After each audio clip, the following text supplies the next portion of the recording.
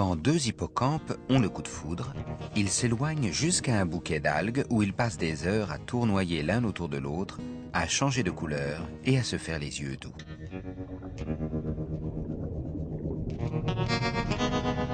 À ce moment-là, c'est la femelle qui porte les œufs. Pas pour longtemps.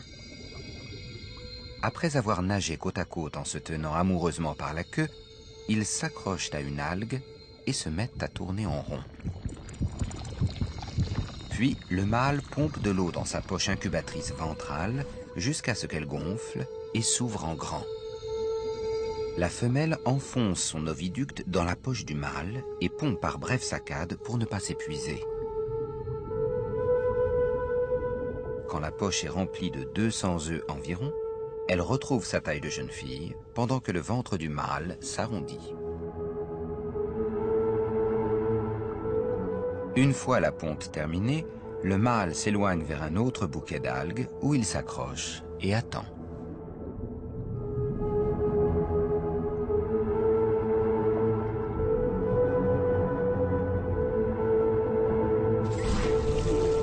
Pendant ce temps, son corps se met à produire de la prolactine, l'hormone qui déclenche la lactation chez les femmes enceintes.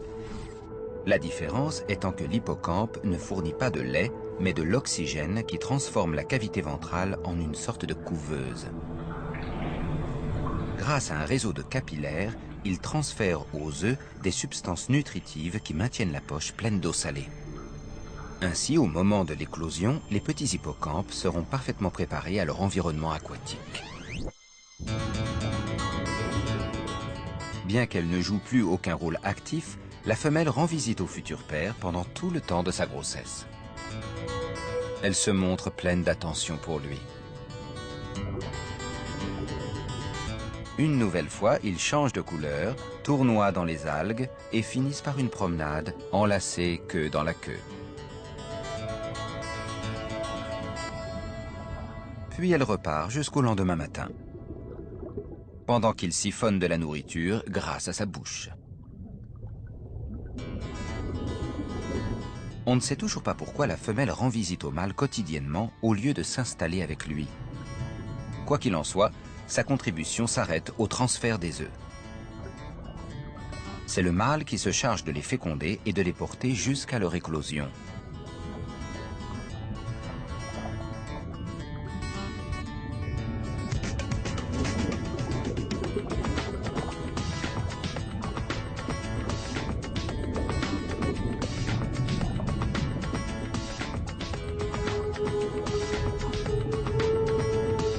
Son gros ventre disparaît à mesure que les petits hippocampes parfaitement formés naissent par dizaines.